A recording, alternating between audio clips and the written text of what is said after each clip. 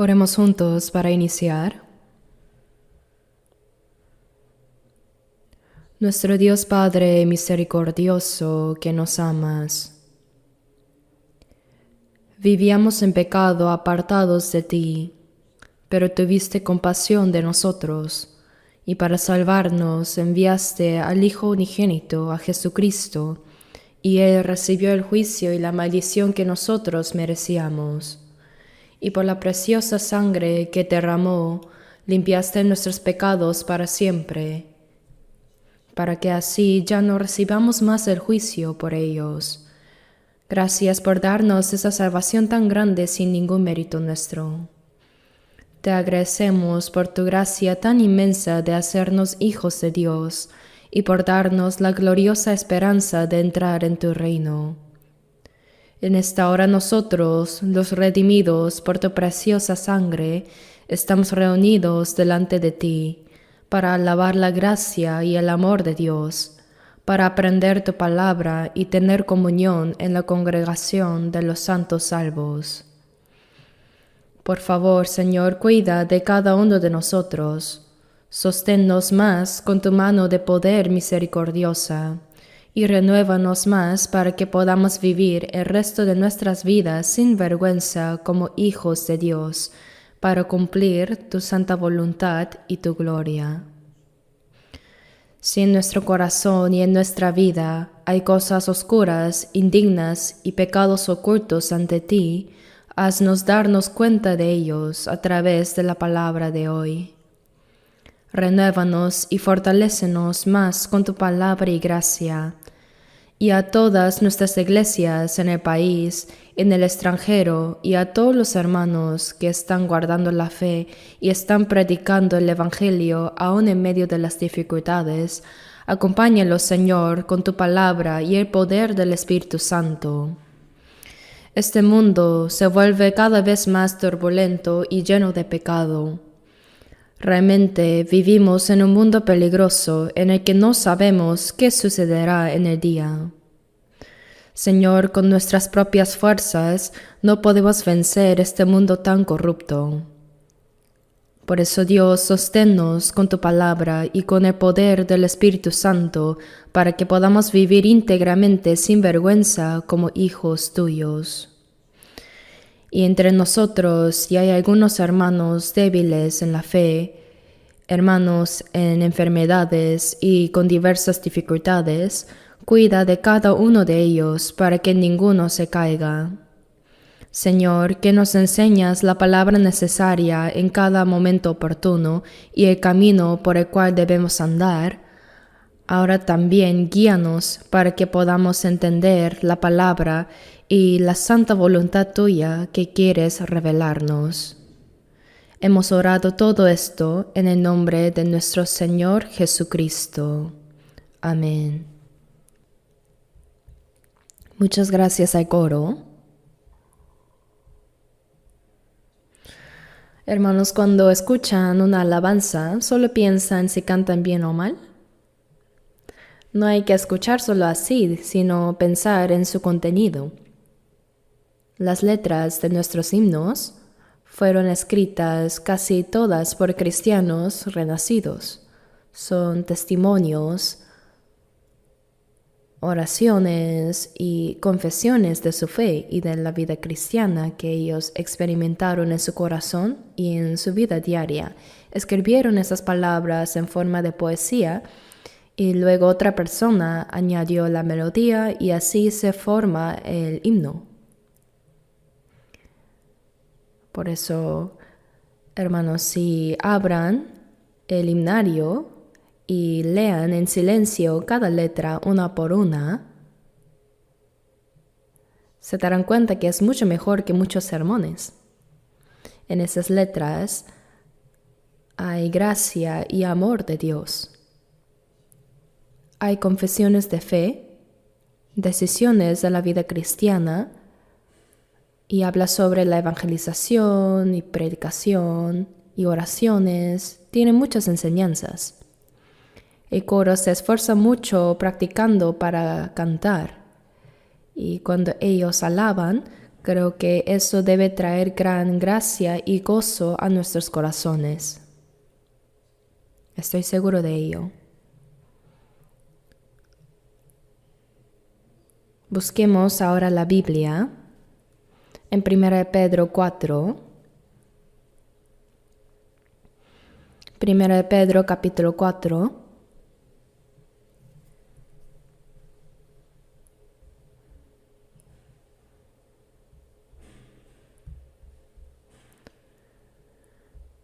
Primera de Pedro 4, versículos 1 al 2. Primera de Pedro 4, versículos 1 y 2. Leamos juntos. Puesto que Cristo ha padecido por nosotros en la carne, vosotros también armaos del mismo pensamiento. Pues quien ha padecido en la carne, terminó con el pecado, para no vivir el tiempo que resta en la carne conforme a las concupiscencias de los hombres, sino conforme a la voluntad de Dios. El título del sermón de hoy continúa con el tema de la vida que permanece en el Señor. Hemos estado hablando de esto continuamente y hoy es la 7ª clase con este título. Aunque pensé en otros posibles títulos, ninguno me pareció mejor que este: la vida que permanece en el Señor.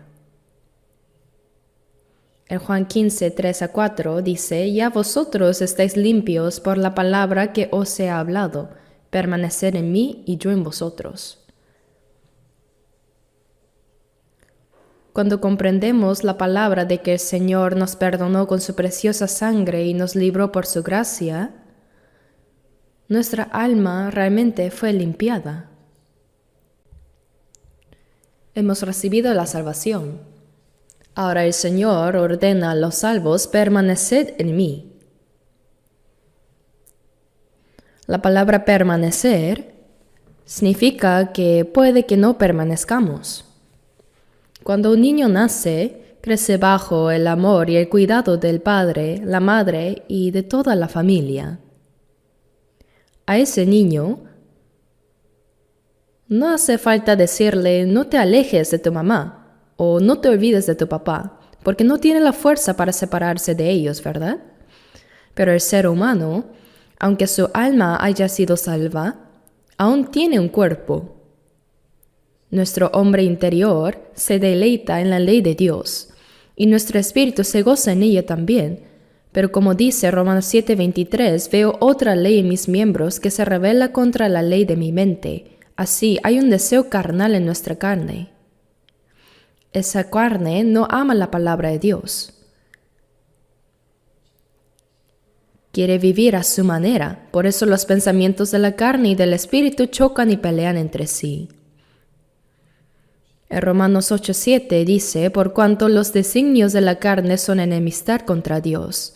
Y en Gálatas 5:17 dice: porque el deseo de la carne es contra el espíritu, y del espíritu es contra la carne, y estos se oponen entre sí.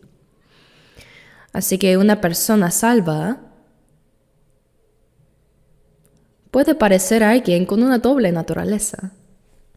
El salvo ha comprendido el amor y la gracia de Dios, y por eso tiene el deseo de vivir conforme a su voluntad. No obstante, dentro de sí todavía permanece la vieja naturaleza con la que nació, los deseos de la carne que no quieren vivir según la voluntad de Dios, sino sus propios pensamientos y camino. Por eso la carne y el espíritu luchan entre sí. En 1 Pedro 2:11 dice: Amados, yo os ruego como a extranjeros y peregrinos, que os abstengáis de los deseos carnales que batallan contra el alma. El alma de una persona salva desea vivir conforme a la voluntad de Dios. Pero los deseos carnales luchan contra eso. Debemos saber que existe esta guerra espiritual. En Romanos 8:13 dice: Porque si vivís conforme a la carne, moriréis. Mas si por el Espíritu hacéis morir las obras de la carne, viviréis. En Romanos capítulo 8 se explica esto muy detalladamente. Hay dos batallas dentro de nosotros y debemos vencer. No debemos dejar que esa lucha dure demasiado. Rápidamente, con el poder del Espíritu Santo y con la palabra, debemos dominar la carne y vivir guiados por el Espíritu. Por eso en Efesios 5:18 dice: no os embriaguéis con vino, en lo cual hay disolución. Antes bien, sed llenos del Espíritu.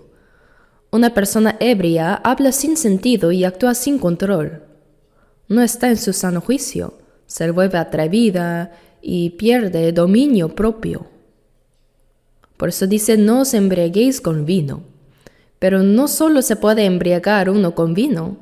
Hay personas que se embriagan con el dinero, con el deseo sexual, con el poder o con las cosas del mundo. Así se dejan llevar tanto por ellas que ya no están en su sano juicio. Así que la Biblia dice: sed llenos del Espíritu Santo. El salvo tiene el Espíritu Santo dentro de sí. Ha recibido al Espíritu Santo por la gracia de Dios, el perdón de sus pecados, la salvación, la vida eterna. Así, el Espíritu es el Espíritu del Señor. Él está en nosotros, aunque no lo comprendamos del todo. Mientras aprendemos la palabra, llega el momento en que entendemos: el Espíritu Santo está en mí. Un niño pequeño no sabe si dentro de su cuerpo tiene corazón, hígado y riñones, no sabe, pero sí los tiene. Luego, cuando crece y estudia el cuerpo humano, descubre que dentro de él están esos órganos. Asimismo, cuando somos salvos, al principio no comprendemos toda la gran gracia que Dios nos ha dado ni podemos discernirla completamente. Pero al aprender la Biblia, creemos que nuestros pecados fueron perdonados eternamente, que hemos nacido de nuevo y que hemos recibido la vida eterna. Hay personas que, aunque han sido salvas, no saben que ya tienen la vida eterna. En 1 de Juan 5:13 dice: estas cosas os he escrito para que sepáis que tenéis vida eterna. Y también descubrimos con asombro que el Espíritu Santo está en nosotros. Él mora en mí. En Juan 14:20 dice: en aquel día conoceréis que yo estoy en mi Padre y vosotros en mí y yo en vosotros. ¿Y qué día es eso? El día en que recibimos la salvación. El estar en Él significa unión. Por eso Juan 15:4 dice: permaneced en mí. Eso significa permanecer continuamente en el Señor. Eso quiere decir permanecer en su gracia, en su vida, en el poder del Espíritu Santo, en su palabra, bajo su dominio, su protección y su guía. Así, estar en el Señor abarca muchas cosas. Toda la vida de un cristiano puede llamarse como la vida que permanece en el Señor. La vida de los renacidos, la vida de los creyentes salvos, es una vida que permanece en el Señor. Y eso es lo que estamos aprendiendo ahora en diferentes aspectos a través de la palabra. Hoy continuamos con 1 Pedro 4:1, donde dice: puesto que Cristo ha padecido por nosotros en la carne, vosotros también armaos del mismo pensamiento. El Señor, para salvarnos, siendo el Santísimo e igual al Dios Creador que hizo los cielos y la tierra, tomó la forma humana. Jesús no simplemente fue un hombre, Él es igual a Dios. En Filipenses 2:6 dice: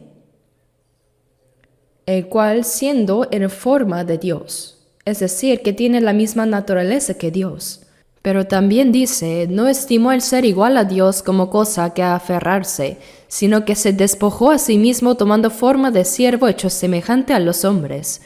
Jesús es Dios que se manifestó en forma humana. Y no solo vino como hombre, sino que no nació en un palacio ni en una casa rica. Más bien nació como hijo de un humilde carpintero. Cuando nació, no hubo lugar para él en la posada, así que nació en un establo y fue acostado en un pesebre. El pesebre es el comedero de los animales, el recipiente donde comen los caballos y el ganado. Sobre ese recipiente fue colocado el Señor Jesús recién nacido. Vivió 30 años como hijo de un pobre carpintero. ¿Quién podría haber dicho que él era el Hijo de Dios? ¿Quién podría haber imaginado que ese joven era el Dios creador? Nació como hombre, pero en condiciones muy humildes. Durante 30 años, Jesús vivió como cualquier persona, en un hogar, sirviendo a su padre José y a su madre María con respeto y obediencia. Y después, a los 30 años, dejó su casa e inició su ministerio público. Desde el momento en que fue bautizado por Juan el Bautista en el río Jordán, durante 3 años y medio, él vivió sin tener un lugar fijo donde quedarse. Jesús no tenía casa. En Mateo 8:20 dice: las zorras tienen guaridas y las aves del cielo nidos, mas el Hijo del Hombre no tiene dónde recostar su cabeza. En verdad no tenía un lugar donde habitar. Durante el día enseñaba la palabra de Dios a mucha gente en el templo de Jerusalén o en las plazas. Y cuando llegaba la noche, él se iba al monte de los olivos, que está un poco apartado de Jerusalén. Yo visité 3 veces Jerusalén y cada vez he visitado el monte de los olivos. Allá hay muchos árboles de olivo.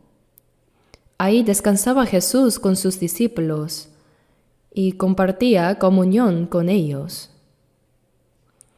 A veces dormía al aire libre recibiendo el rocío de la noche. No solo en el Monte de los Olivos, sino también en muchos otros lugares, él vivió en medio de muchas dificultades. Aquel que no tenía pecado fue tratado como el más vil de los pecadores. Fue rechazado por el pueblo, condenado a muerte. Fue azotado con los crueles látigos que Roma usaba para los criminales más terribles.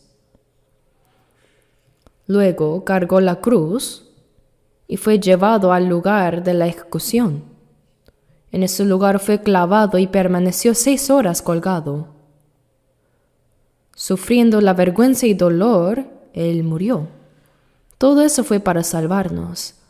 La Biblia dice que derramó toda su preciosa sangre para expiar eternamente nuestros pecados. Y al tercer día resucitó, demostrando que Jesús es el Cristo enviado por Dios. En hebreo se dice Mesías, en griego Cristo, y en nuestro idioma el Salvador.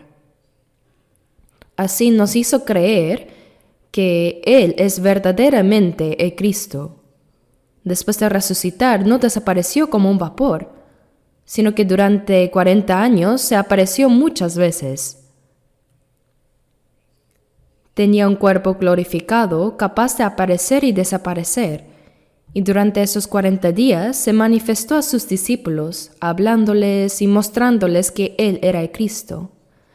Finalmente, en el Monte de los Olivos, ascendió al cielo ante los ojos de muchos que lo estaban viendo. Y antes de ascender, les dijo que este evangelio sería predicado desde Jerusalén hasta lo último de la tierra. Y mientras subía entre las nubes, las personas permanecían mirando al cielo. Entonces aparecieron 2 ángeles y dijeron, según Hechos 1:11, «Varones Galileos, ¿por qué estáis mirando al cielo? Este mismo Jesús que ha sido tomado de vosotros al cielo, así vendrá como le habéis visto ir al cielo». Prometió que cuando el evangelio sea predicado por todo el mundo, Él volverá. La primera vez que Jesús vino fue para salvar a los pecadores, para morir, para pagar por nuestros pecados. Pero cuando venga por segunda vez, vendrá para juzgar a los incrédulos y para llevar a los salvos a su reino. Al Salvador despreció el mundo, mas se volverá otra vez con gran gloria y su gran majestad. Aquel Señor que fue despreciado por este mundo vendrá nuevamente con el sonido de las trompetas de los ejércitos celestiales, con poder y gloria. Vendrá como el juez, como el Señor de la gloria. Nosotros creemos en esta verdad. Creemos que Jesús es el Cristo que nos salvó, el que vino para redimirnos. Y cuando Él regrese, aparecerá como el Rey de Reyes y Señor de Gloria. Los salvos comprendemos la gracia de Dios y entendemos que haber recibido la salvación es algo verdaderamente asombroso. Dios envió a su Hijo unigénito al mundo y permitió que muriera en la cruz para salvarnos. Por esa gracia hemos sido salvos.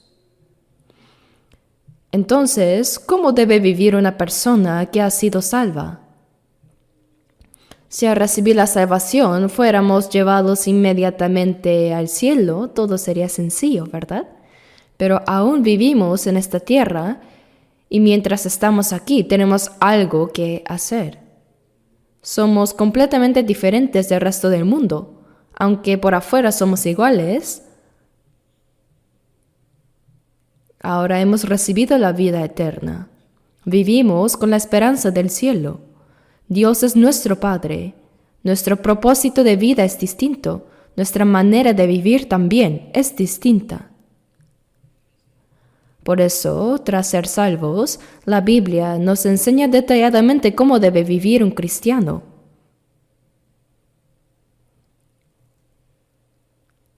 Si somos salvos, debemos vivir de esa manera. Creer en Jesús no es simplemente tener una religión más, como las otras religiones del mundo. Nosotros tenemos la vida eterna y una esperanza gloriosa.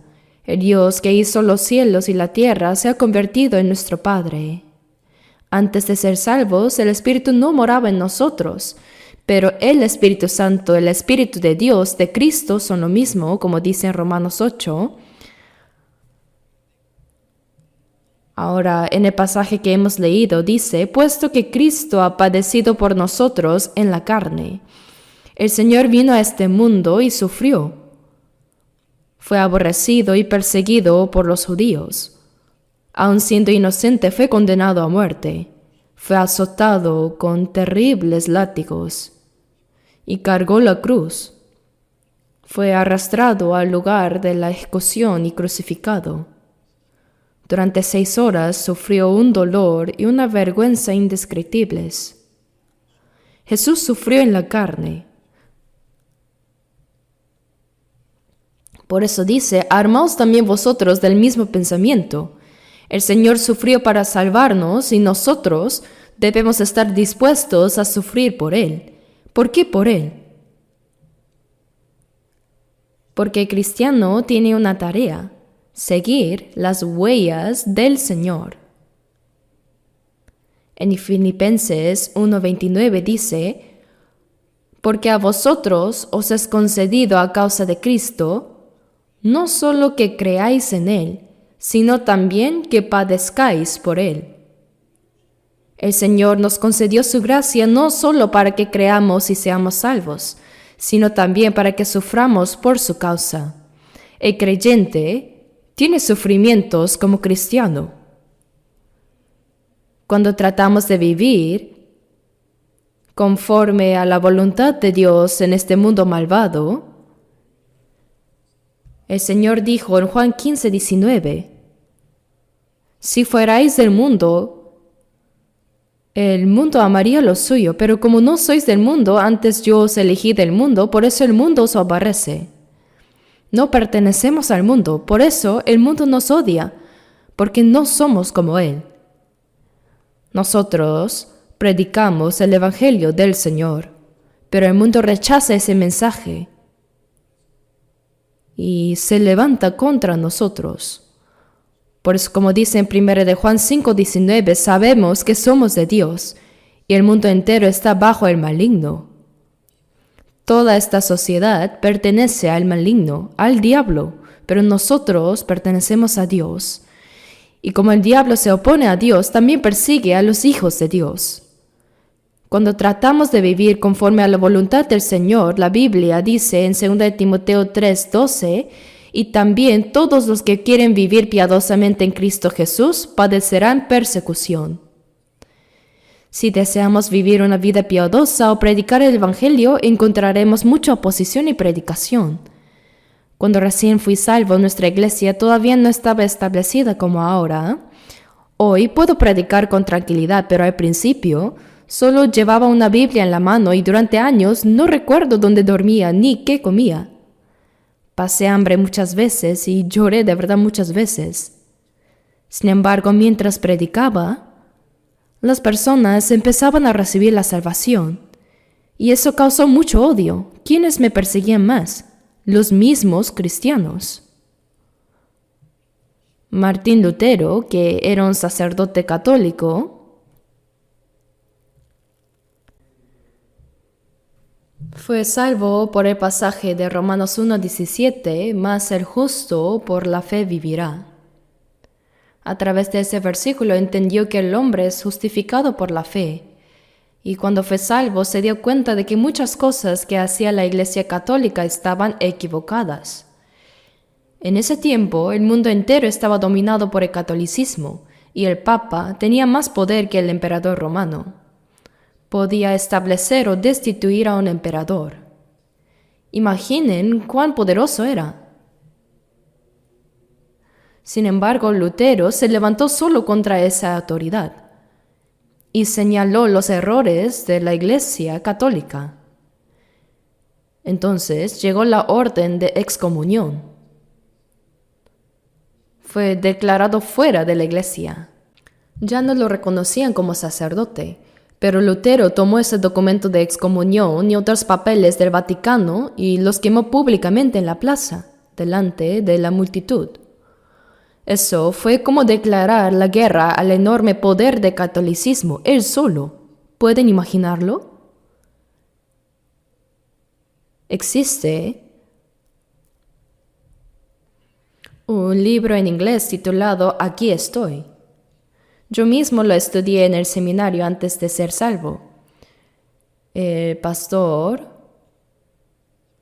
Usong, que ahora está en Alemania, tradujo y escribió una versión en nuestro idioma sobre la vida de Martín Lutero, basado en ese libro.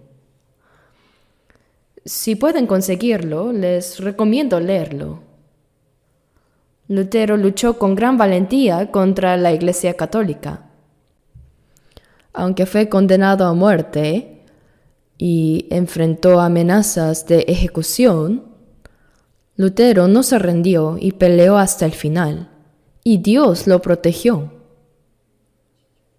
lo guardó.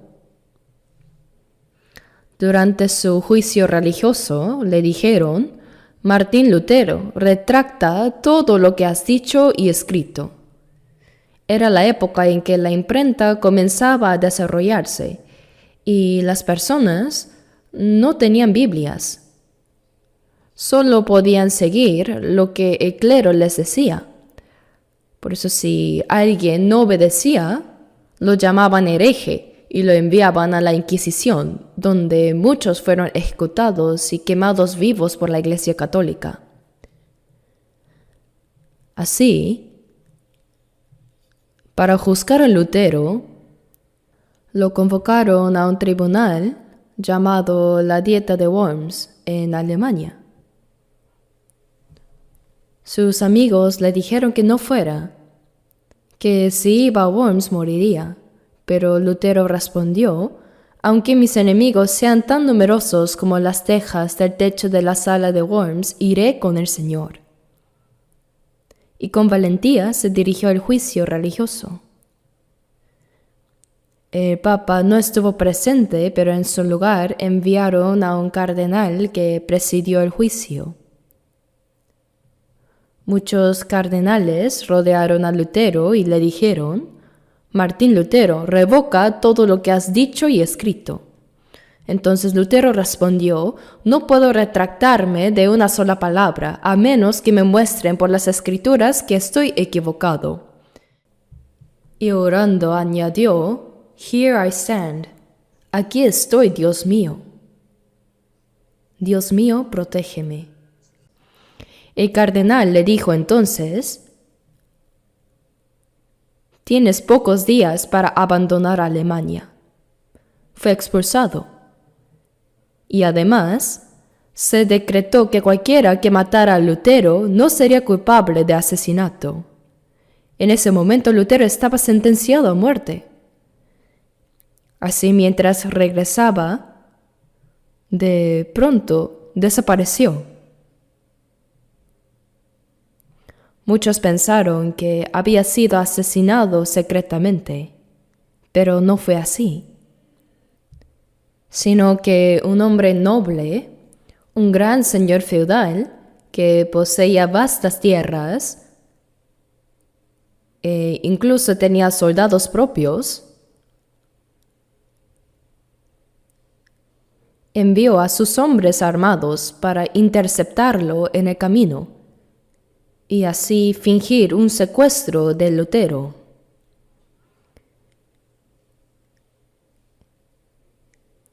En realidad, él lo estaba protegiendo. Ese noble tenía un gran castillo y dentro de él había una celda para prisioneros, una prisión pequeña. Allí mantuvo oculto a Lutero para resguardarlo. Yo mismo he visitado esa celda en Alemania. Fue allí donde Lutero tradujo la Biblia al alemán. Aún se conserva el pequeño escritorio donde trabajaba en la traducción. ¿Y por qué les cuento esto? Pues cuando Lutero fue salvo y empezó a predicar el Evangelio, todo el mundo estaba dominado por el catolicismo y muchos querían matarlo. Pero Dios lo protegió hasta el final. Yo, por supuesto, estoy muy lejos de Lutero. Pero cuando comencé a predicar, también hubo muchos que me odiaron y me persiguieron. Tal vez hubo quienes incluso quisieron matarme, pero Dios me ha guardado hasta hoy. Ahora ya no hay ese peligro porque hay muchos que han recibido la salvación. Pero en los primeros tiempos, cuando no había tantas personas salvas, hubo quienes realmente querían eliminarme. ¿Quiénes? Los mismos cristianos, de diferentes denominaciones. El hecho de que Dios me haya protegido hasta ahora es un milagro. Hermanos, aunque tal vez no enfrentemos situaciones tan extremas como las de Lutero, nunca debemos olvidar que cuando los cristianos desean vivir conforme a la voluntad de Dios y predicar el Evangelio, inevitablemente enfrentarán persecución. Habrá sufrimientos, habrá diversas pruebas. El Señor sufrió para salvarnos, pero nosotros debemos soportar sufrimientos para guardar nuestra fe, para vivir la vida cristiana y para predicar el Evangelio. Dios permite esas aflicciones. Dice la Biblia, puesto que Cristo ha padecido por nosotros en la carne. Sabemos bien qué clase de sufrimiento Él soportó. Vosotros también, armaos del mismo pensamiento, dice. ¿Qué significa tener el mismo pensamiento? que así como el Señor sufrió para salvarnos, nosotros debemos tener el mismo corazón dispuesto a sufrir por cumplir la voluntad de Dios, por su gloria y por el Evangelio. Debemos tener el mismo corazón. Dice, armados del mismo pensamiento. La expresión armadura se refiere a la coraza que los antiguos soldados usaban al salir a la batalla. Esa armadura servía para resistir las flechas del enemigo y hasta para detener los golpes de espada. Del mismo modo, cuando enfrentamos este mundo tan maligno, el corazón dispuesto a sufrir por el Señor se convierte en nuestra armadura.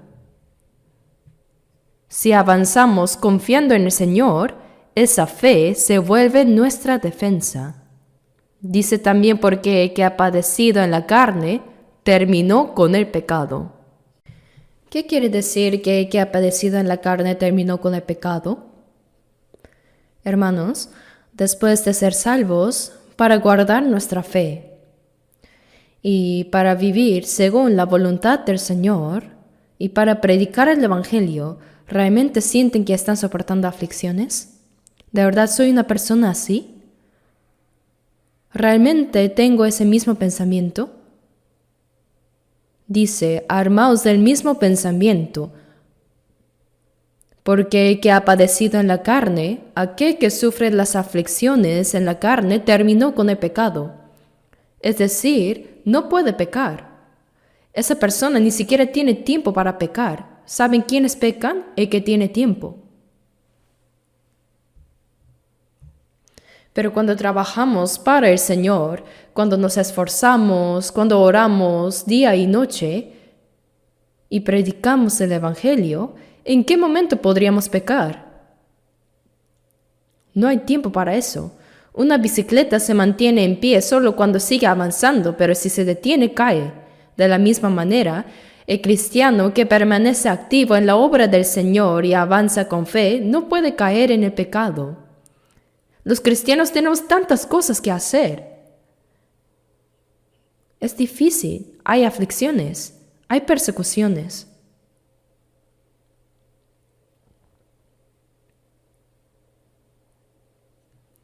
Pero quien sufre por el Señor es como un soldado que lleva puesta la armadura. Las flechas del enemigo no pueden atravesar su corazón. El que ha padecido en la carne ha terminado con el pecado. Quiere decir que ya no vive en el pecado. El secreto para no pecar es esforzarse por vivir conforme a la voluntad del Señor. Cuando uno se dedica a eso, no le queda tiempo para el pecado. Si tuviéramos tiempo libre y empezáramos a hacer como la gente del mundo, reuniéndonos con amigos no creyentes, conversando de cosas vanas, bebiendo con ellos y participando de sus bromas, ¿cómo podríamos mantener nuestra vida cristiana? No se puede hacer ambas cosas. Tenemos que cortar completamente con una de ellas. De lo contrario, no podremos vivir la vida cristiana correctamente. El que ha padecido en la carne, eso nos enseña que la vida cristiana no es cómoda. Hay sufrimiento. Pero dice, ha terminado con el pecado, que quiere decir que ya no hay tiempo para pecar. Podemos vivir sin pecar. El que ha padecido en la carne no vivirá más conforme a las concupiscencias de los hombres. Es decir, aquel que ha sido salvo y sufre por vivir conforme a la voluntad de Dios y por mantener su fe, ya terminó con el pecado. Aquel que vive según la voluntad del Señor no tiene tiempo para seguir los deseos carnales. El que ha padecido en la carne no vivirá más conforme a los deseos humanos. El que verdaderamente ha cambiado no sigue las pasiones de la carne. Un creyente que asiste a los cultos, alaba, ora y tiene comunión con los hermanos, ¿cómo podría después reunirse con sus viejos amigos del mundo para charlas sin sentido o para beber con ellos? ¿Se puede? Dice, no erréis, las malas conversaciones corrompen las buenas costumbres. La Biblia nos dice que debemos alejarnos de las malas compañías, porque contaminan nuestra conducta, nuestras buenas costumbres. Por eso no hay tiempo para eso. Para no vivir más el tiempo que resta en la carne conforme a las concupiscencias de los hombres, sino conforme a la voluntad de Dios. La palabra clave aquí es solo, únicamente. Vivir el tiempo que nos queda en este cuerpo, no según los deseos de la carne, sino según la voluntad de Dios. Desde el momento en que fuimos salvos hasta el día en que nos presentemos ante el Señor, no sabemos cuánto tiempo nos queda de vida en esta carne. Pero seguramente no es mucho, ¿verdad? En el Salmo 116:12 dice, ¿qué pagaré a Jehová por todos sus beneficios para conmigo? El corazón de los salvos se pregunta, ¿cómo podré agradecerle a Dios por toda la gracia que me ha dado? Pero en realidad somos demasiado débiles para pagar algo al Señor. El tiempo que tenemos para corresponder a su gracia es muy corto, de verdad. El Hijo unigénito de Dios murió en la cruz para salvar a un pecador como yo. Aunque muriera yo 100 veces por el Señor, no podría pagar su gracia. No podré hacerlo jamás. Pero si no puedo morir 100 veces, ¿no debería al menos vivir una vez para Él? ¿Qué piensan? Cuando escuchan algo así, algunos podrían pensar, eso lo escuchamos siempre. Sí, lo sabemos, pero ¿vivimos realmente para retribuir al Señor? ¿O solo están jugando con palabras? El Señor entregó su vida para salvarnos. Los apóstoles murieron para anunciarnos este evangelio, y nosotros, de la misma manera, si queremos vivir según la voluntad del Señor y predicar su evangelio, también debemos estar dispuestos a entregar nuestra vida. ¿Qué tiene eso de extraño? Es natural. Porque el que ha padecido en la carne terminó con el pecado. Quiere decir que el pecado quedó atrás, para no vivir más el tiempo que resta en la carne, conforme a las concupiscencias de los hombres. Desde entonces ya no hay tiempo para el pecado ni para seguir los deseos de la carne, sino conforme a la voluntad de Dios. El propósito es que vivamos el tiempo que nos queda en este cuerpo solamente según la voluntad de Dios, solo para Él. Hasta el día en que partamos a su presencia, el tiempo que nos queda es breve, por eso debemos vivir cada momento para el Señor y su voluntad. El tiempo que nos queda aquí no es mucho. Si vemos cómo está el mundo hoy, ¿qué vemos? Las cosas que la Biblia anunció para los últimos tiempos están ocurriendo ahora en nuestra generación. No es algo normal. ¿Podríamos imaginar un tiempo como este?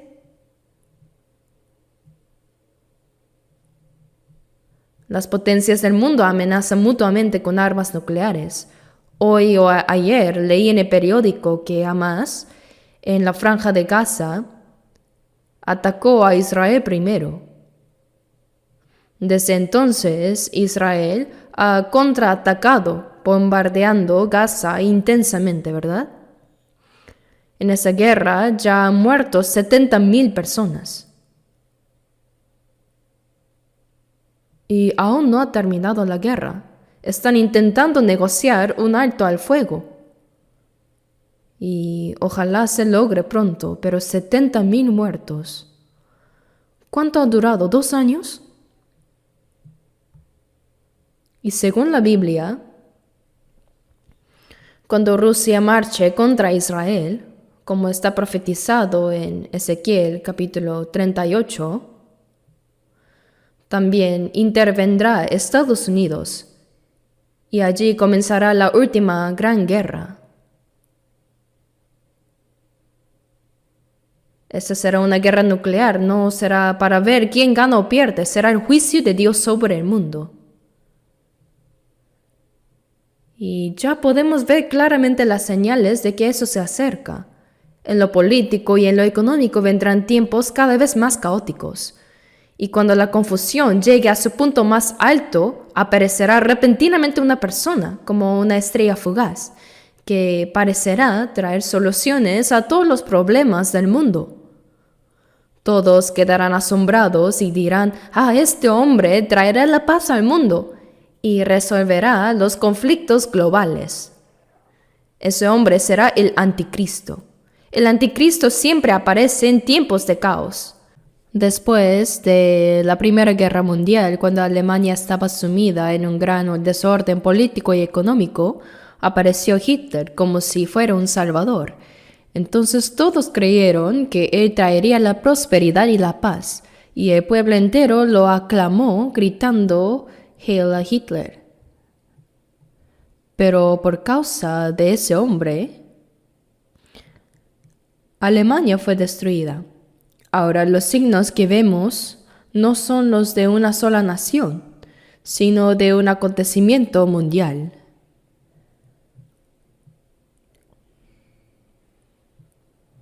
Según los científicos, si se desatara una guerra nuclear, las explosiones se encadenarían entre sí. Hay alrededor de 9 países que poseen armas nucleares, incluyendo Corea del Norte. Si se lanzaran, el mundo podría acabar en tan solo 30 minutos. 30 minutos bastarían para destruir la Tierra. No una vez, sino más de 100 veces. Hermanos, ¿pueden imaginarlo? Muchos piensan, no, eso no pasará. Pero ese no pasará no durará mucho para que pase. Dios juzgará al mundo al final. Y nada de eso puede suceder sin que Él lo permita. Vivimos sin duda en los últimos tiempos, y que hayamos recibido la salvación en estos días finales es algo verdaderamente asombroso. No es algo común, por eso debemos vivir como corresponde a los salvos. Dice, para vivir el tiempo que resta en la carne, no conforme a los deseos de los hombres, sino conforme a la voluntad de Dios. Después de haber sido salvos, el propósito de nuestra vida debe ser hacer la voluntad de Dios y vivir de una manera que le agrade. Veamos ahora Santiago 4. Santiago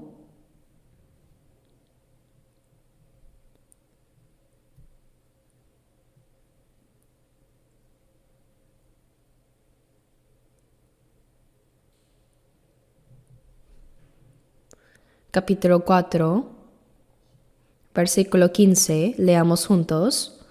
En lugar de lo cual deberíais decir, si el Señor quiere, viviremos, y haremos esto o aquello, pero ahora os jactáis en vuestras soberbias. Toda jactancia semejante es mala. Aquí dice, deberíais decir si el Señor quiere. Los cristianos debemos vivir así. Si el Señor quiere, viviremos.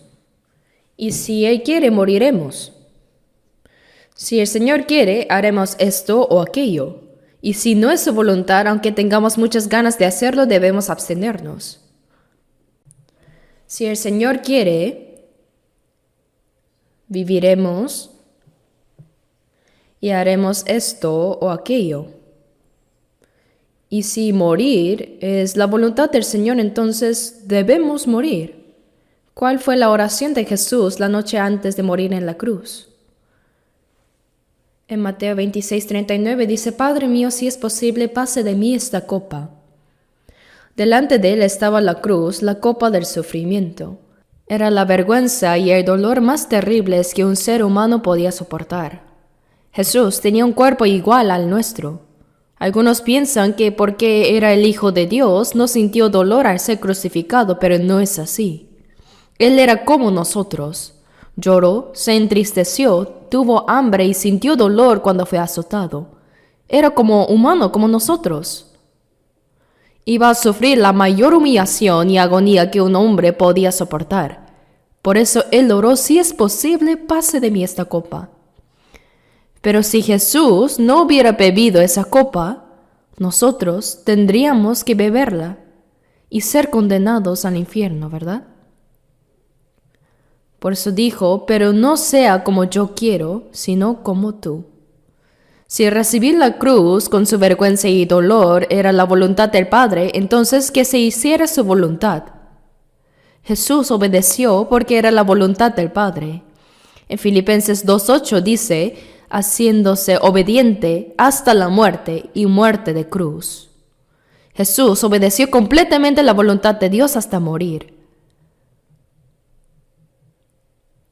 Así también, nosotros debemos vivir con ese mismo corazón y pensamiento. Si es la voluntad del Señor, viviremos o moriremos o haremos esto o aquello. Pero si no es su voluntad, debemos orar y detenernos. Debemos discernir bien cuál es la voluntad de Dios. La vida cristiana es algo solemne. Algunas personas viven a su manera toda la semana y cuando llega el domingo, se visten bien, cantan con fuerza, escuchan el sermón, dan una pequeña ofrenda y luego salen para seguir viviendo igual. ¿Creen que eso es vida cristiana? ¿Estar jugando con Dios? Cuando nos reunimos el domingo, oramos, alabamos y recibimos enseñanza. La palabra iglesia en chino se escribe con los caracteres que significan enseñar y reunirse. Nos reunimos para recibir la enseñanza. El primer propósito de congregarnos es aprender la palabra de Dios y para vivir conforme a ella, pues ¿de qué sirve escuchar el sermón como vernos un poco y luego olvidarlo?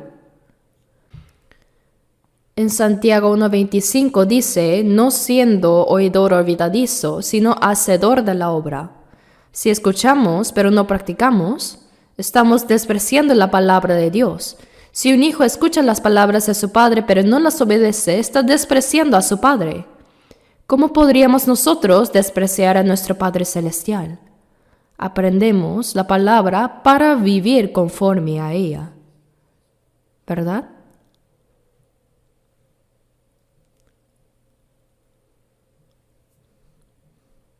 Veamos ahora Romanos 12. Romanos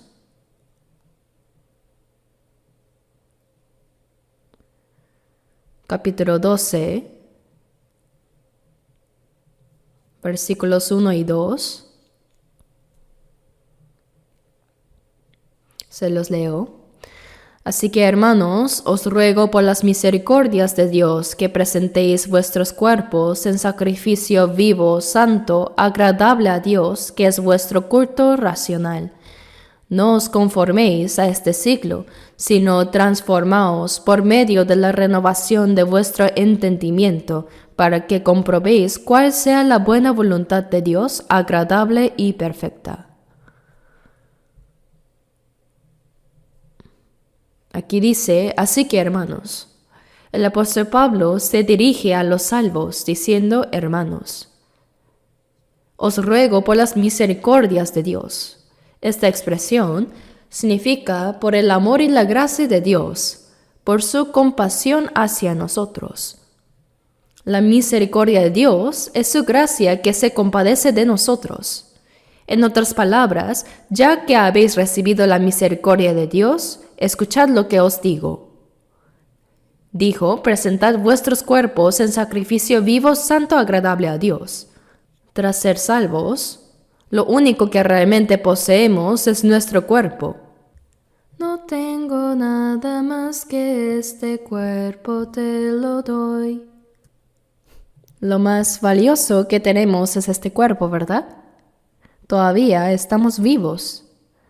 Tenemos salud. Podemos hacer algo. Entonces, ¿cómo debemos usar este cuerpo? Presentad vuestros cuerpos en sacrificio vivo, santo, agradable a Dios.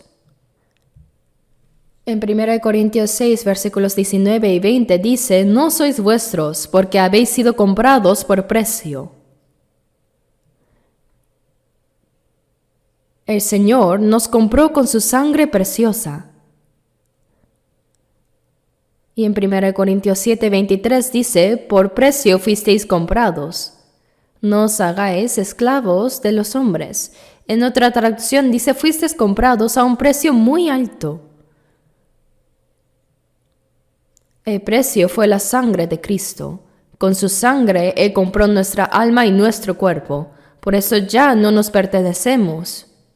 Entonces, ¿a quién pertenecemos? Al Señor.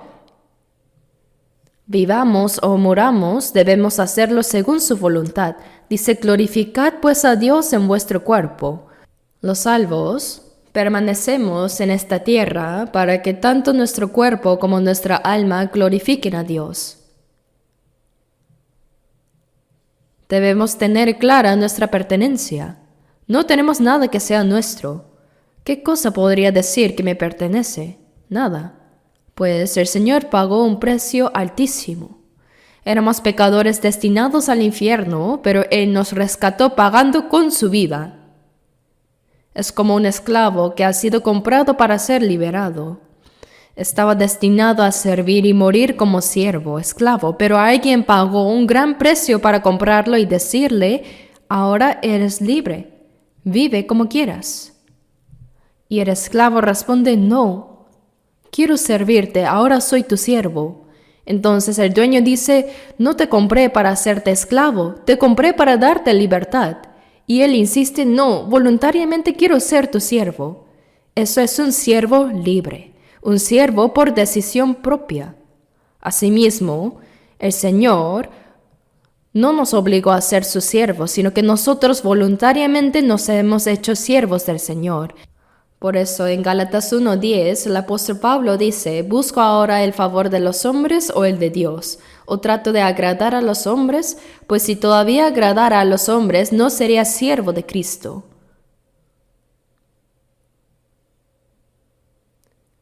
Pablo no buscaba agradarse a sí mismo ni a los demás, sino únicamente al Señor porque era siervo de Cristo. Por eso dice, presentad vuestros cuerpos en sacrificio vivo, santo, agradable a Dios.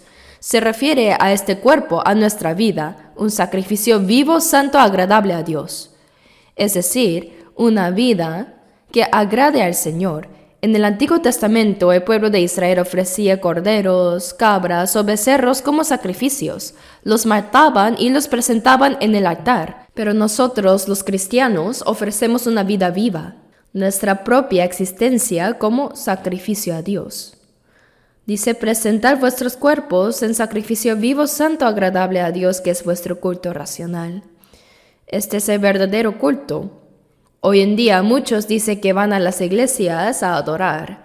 Cuando yo estaba en primera de secundaria, asistía a una iglesia cristiana en Busan y era obligatorio ir a la iglesia los domingos para aprender la Biblia. Cuando íbamos, el pastor anciano, vestido con su túnica larga, decía con solemnidad, comencemos todos el culto. Los que adoran deben hacerlo en espíritu y en verdad. Y lo decía con una voz temblorosa, con vibración. Todo era muy callado y irreverente. Luego decía, concluyamos el culto. Y todos se ponían serios. ¿Pero eso es realmente adoración? ¿Dónde dice la Biblia que eso es la adoración? Más bien, es una costumbre que viene de las prácticas de idolatría. Algo hecho solo como un rito. La verdadera adoración no es eso. Dios es espíritu y los que le adoran en espíritu y en verdad es necesario que adoren, porque también el Padre tales adoradores busca que le adoren. Dios es espíritu, por eso ya sea que oremos con los ojos cerrados o abiertos, Dios no se fija en esas formas externas.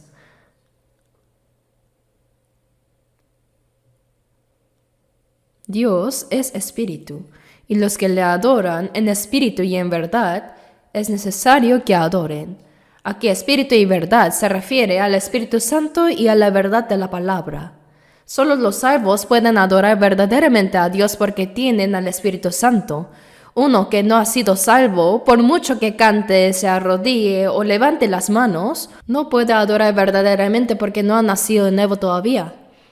El que ha sido salvo ha recibido el Espíritu Santo, y cuando vive guiado por el Espíritu y en la verdad, toda su vida se convierte en adoración a Dios. Vivir conforme a la voluntad de Dios es una ofrenda viva y verdadero culto racional. Esa adoración no comienza con vamos a iniciar el culto, ni termina con el culto ha concluido. Nuestra vida entera debe ser un acto de adoración.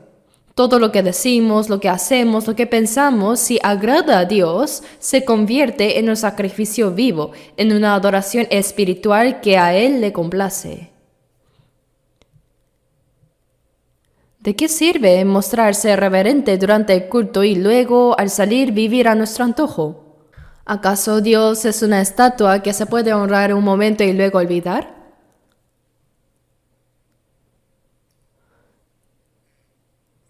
Este es vuestro culto racional. Toda nuestra vida debe ser adoración. No os conforméis a este ciclo, es decir, no imiten este mundo perverso y corrupto. Sino, transformaos por medio de la renovación de vuestro entendimiento. El que ha sido salvo debe cambiar. En 2 Corintios 5:17 dice: de modo que si alguno está en Cristo, nueva criatura es. Las cosas viejas pasaron, he aquí todas son hechas nuevas. Estar en Cristo significa haber sido hecho una nueva creación. La vida anterior, llena de pecado, quedó atrás, y ahora todas las cosas son hechas nuevas. Dice, he aquí. Lo cual implica que debe notarse, ¿verdad? Nuestra vida debe mostrarse como una evidencia visible del cambio. Cuando celebro bodas y las parejas recién casadas vienen a saludarme, siempre les digo, ustedes como cristianos se casaron para vivir según la voluntad y la gloria de Dios. El propósito del matrimonio no es solo comer bien, vivir cómodamente o ser felices juntos, sino glorificar a Dios con su vida. Los cristianos deben vivir de tal manera que los demás puedan ver y decir, ellos realmente viven para Dios. No avergoncemos el nombre del Señor, sino vivamos de modo que otros puedan ver en nosotros un ejemplo digno. Las cosas viejas pasaron, y aquí todas son hechas nuevas. Para entrar en los nuevos cielos y la nueva tierra, debemos ser nuevas personas. ¿Acaso basta con asistir a la iglesia? ¿Basta solo con llamarse cristianos? Podemos tener el nombre, pero si no vivimos según la palabra, corremos el riesgo de ser cristianos falsos. Pero ¿cómo son los cristianos de la Biblia?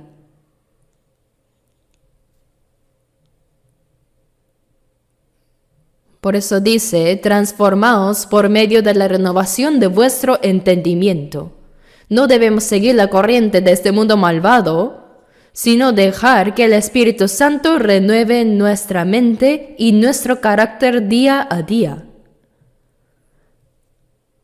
Cuando una persona salva sigue aprendiendo la palabra dentro de la iglesia, llega un momento en que se sorprende diciendo, oh, ¿cuándo cambié tanto? Uno mismo se sorprenderá. Me he apartado completamente de mis antiguos amigos del mundo porque ahora mi vida es diferente a la del mundo. Transformaos por medio de la renovación de vuestro entendimiento para que comprobéis cuál sea la buena voluntad de Dios agradable y perfecta.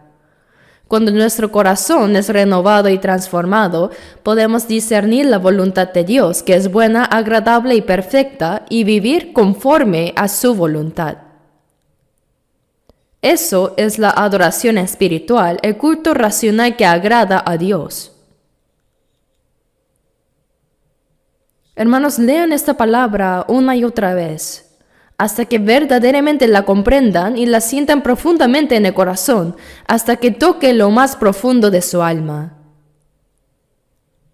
No digan simplemente, ¡qué buen pasaje! No basta con pensar que es bueno. Pregúntense con sinceridad, ¿esta palabra se está cumpliendo realmente en mi vida o no? ¿Se está cumpliendo en mi carácter y en mi conducta diaria? Alguien dijo una vez, el libro es el libro y yo soy yo. Es decir, la palabra queda por un lado y la persona vive por otro. Pero no debe ser así.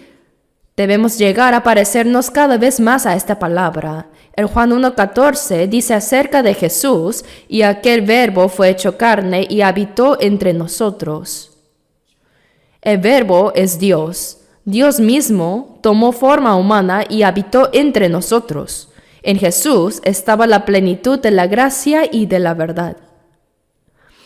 Él es Dios hecho carne. Toda la vida de Jesús fue la manifestación viva de la palabra de Dios. Eso significa que la palabra se hizo carne. De la misma manera, cuando hemos sido salvos y crecemos en la fe, también nosotros llegamos a ser la palabra hecha carne. La palabra debe cumplirse en nuestra vida diaria. No sirve de nada solo aprenderla o conocerla si no la ponemos en práctica. Aprendemos la Biblia precisamente para entenderla, para vivirla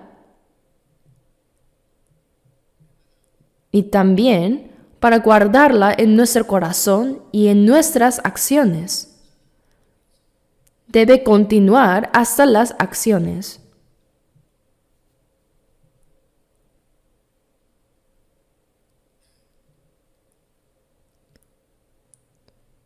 Busquemos 1 de Pedro 1. 1 de Pedro, capítulo 1.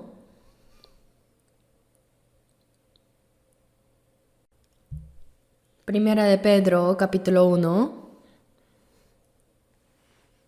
Versículos 5 al 7. 5 al 7.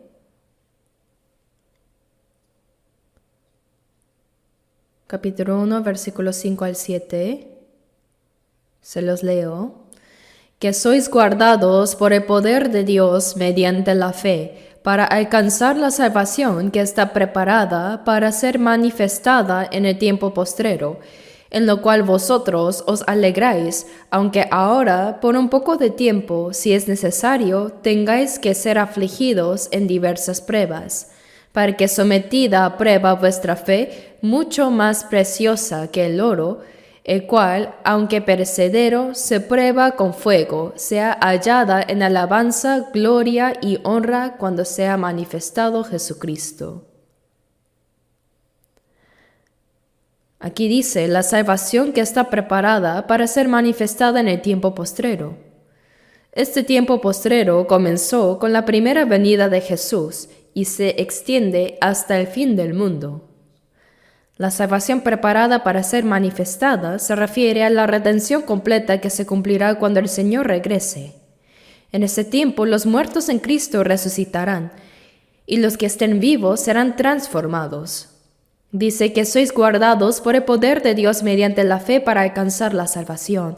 Después de ser salvos, Dios mismo nos protege con su poder. ¿Hasta cuándo?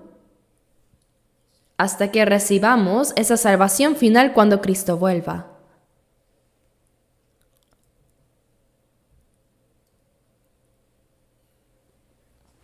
Él nos guarda para que no caigamos en la corrupción de este mundo, para que no nos desanimemos, para que perseveremos hasta el final.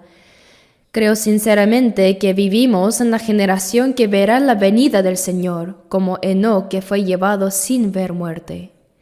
Es evidente que el día del Señor está muy cerca. Como dice Marcos 13:29, cuando veáis que suceden estas cosas, conoced que está cerca a las puertas. Jesús anunció las señales antes de su regreso, y todas esas cosas están ocurriendo hoy. ¿Dónde ha habido una época como la nuestra? El Evangelio ya ha sido predicado por todo el mundo. Como dice San Mateo 24:14, y será predicado este Evangelio del reino en todo el mundo para testimonio a todas las naciones, y entonces vendrá el fin. Todas las señales profetizadas para el fin se están cumpliendo, y los malvados siguen siendo más malvados, el pecado se multiplica mientras que los santos se santifican más. Y Apocalipsis 22 Dice, el que es injusto, sea injusto todavía. Y el que es santo, santifíquese todavía porque el tiempo está cerca. Ya estamos en la recta final. Los que irán al cielo se están preparando como verdaderos hijos del cielo, y los que irán al infierno se están llenando de iniquidad. ¿De qué lado estás tú? ¿Acaso estás en medio indeciso? Dice que sois guardados por el poder de Dios mediante la fe para alcanzar la salvación. Los salvos somos guardados por el poder de Dios para recibir la salvación plena cuando venga el Señor. Dios nos protege con su poder para que no seamos contaminados por este mundo malvado, para que no nos desalentemos. Sin embargo, aunque somos guardados por su poder, dice, ahora por un poco de tiempo, si es necesario, tengáis que ser afligidos en diversas pruebas. Aún los que somos guardados por el Señor pasamos por pruebas. Dios las permite para fortalecernos, para purificarnos, para probar nuestra fe como el oro que es refinado con fuego. Dice, para que ahora por un poco de tiempo, si es necesario, tengáis que ser afligidos. Algunos enfrentan dificultades económicas, otros problemas físicos, familiares o pruebas en su vida cotidiana y en su vida cristiana. Hay muchas clases de pruebas. Por eso dice, por un poco de tiempo.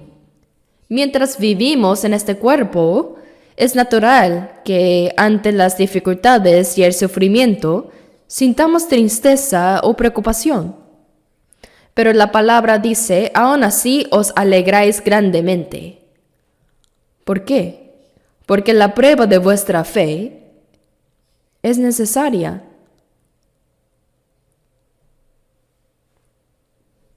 La Biblia la llama prueba o entrenamiento. Es como el entrenamiento que reciben los soldados en el servicio militar. Hoy quizá no sea tan riguroso, pero antes los ejercicios eran muy duros. He visto campos de entrenamiento donde ponen alambres de púas a poca altura y los soldados tienen que arrastrarse por debajo mientras se disparan ametralladoras reales sobre ellos. Si levantan la cabeza, pueden morir. De verdad pueden morir. A veces tienen que atravesar charcos de barro sin comer, soportando el cansancio. Y los soldados de fuerzas especiales son llevados en avión y son lanzados en paracaídas dentro de la selva, incluso sin provisiones. Tienen que sobrevivir comiendo hierbas, serpientes o ranas. Solo quienes superan ese entrenamiento llegan a tener una fuerza extraordinaria, una resistencia fuera de lo común. Así también, Dios llama como la prueba de la fe. Él nos entrena, nos fortalece para que podamos resistir cualquier dificultad. La prueba de vuestra fe, mucho más preciosa que el oro.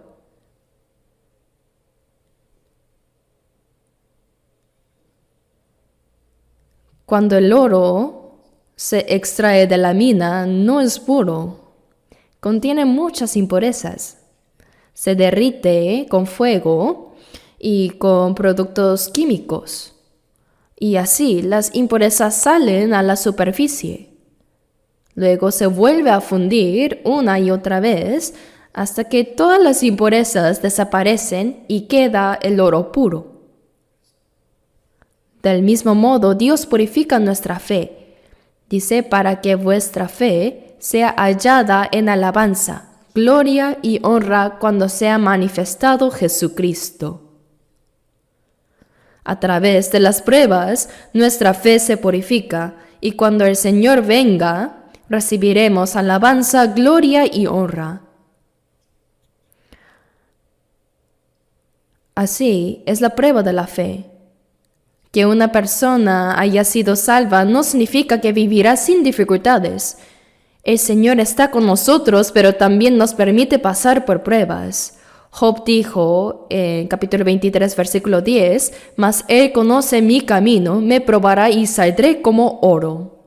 Dios nos refina hasta que en nuestro interior ya no quede ninguna impureza, hasta que lleguemos a ser como el oro puro. Por eso sí, hay sufrimientos, pero son temporales. Y después de la prueba, ciertamente viene la victoria. Veamos 2 de Timoteo, capítulo 2, versículo 10.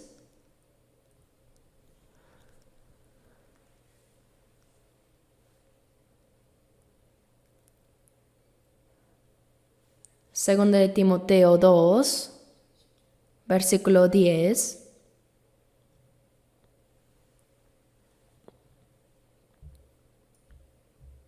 Leamos juntos. Por tanto, todo lo soporto por amor de los escogidos, para que ellos también obtengan la salvación que es en Cristo Jesús con gloria eterna. El apóstol Pablo era judío, pero fue llamado por Dios para ser apóstol de los gentiles. Curiosamente, los gentiles aceptaban con alegría el evangelio que predicaba, mientras que su propio pueblo, los judíos, lo rechazaba y lo perseguía. Aún así, Pablo oraba fervientemente para que sus hermanos israelíes también fueran salvos. Lo podemos ver claramente en Romanos capítulos 9 y 10. Por eso dice, todo lo soporto por amor de los escogidos. Aquí los escogidos se refiere a los judíos, el pueblo elegido físicamente por Dios. Pablo soportó persecución, cárceles, golpes y sufrimientos con paciencia. ¿Para qué? Para que ellos también obtengan la salvación que es en Cristo Jesús con gloria eterna.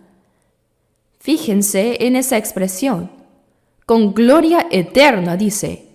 No solo habla de la salvación, sino también de la gloria que la acompaña. Nosotros ya hemos recibido la salvación, pero cuando venga el Señor, recibiremos la gloria eterna que nos está esperando. Pensemos en el ejemplo del pueblo de Israel. Los judíos fueron esclavos en Egipto durante 400 años, hasta que Dios envió a Moisés para liberarlos. Por medio de las 10 plagas, el poder de Dios se manifestó y ellos salieron de Egipto. Luego, atravesaron el Mar Rojo como si fuera tierra seca y comenzaron su viaje hacia la tierra prometida de Canaán. Egipto representa el mundo bajo el dominio de Satanás lleno de pecado, y la salida de Egipto por medio de Moisés simboliza nuestra salvación a través de Jesucristo. Y la tierra prometida Canaán es una figura del reino eterno de los cielos. Pero entre Egipto y Canaán hubo un desierto de 40 años. En Hechos 7:38 se menciona la iglesia en el desierto. En el Antiguo Testamento no se usa la palabra iglesia, pero ahí Dios la aplica al pueblo de Israel que peregrinaba en el desierto. Ese caminar de 40 años simboliza nuestra vida cristiana después de la salvación, nuestra vida en la iglesia. El número 4 en la Biblia representa pruebas y sufrimientos. Después de ser salvos, vivimos nuestra vida en medio de dificultades, pero aún así Dios está con nosotros. Él nos permite el sufrimiento. En el desierto, Dios los guiaba de día con una columna de nube y de noche con una de fuego. Les daba maná cada día, les sacaba agua de la roca, los hacía vencer a sus enemigos. Durante esos 40 años, Dios los protegió, los alimentó y los condujo hasta Canaán. Así también, desde el momento en que fuimos salvos, hasta que entremos en el cielo, nuestra vida en la iglesia es nuestro camino por el desierto. Todos enfrentamos pruebas distintas, pero podemos vencerlas porque el Señor está con nosotros. La tierra de Canaán simboliza la gloria eterna. El cielo es eterno. Y mientras peregrinamos, Dios nos está moldeando y nos está preparando para esa gloria. Aunque enfrentemos pruebas y aflicciones, no debemos temer. Busquemos Santiago, capítulo 5, versículos 7 y 8. Santiago 5, versículos 7 y 8.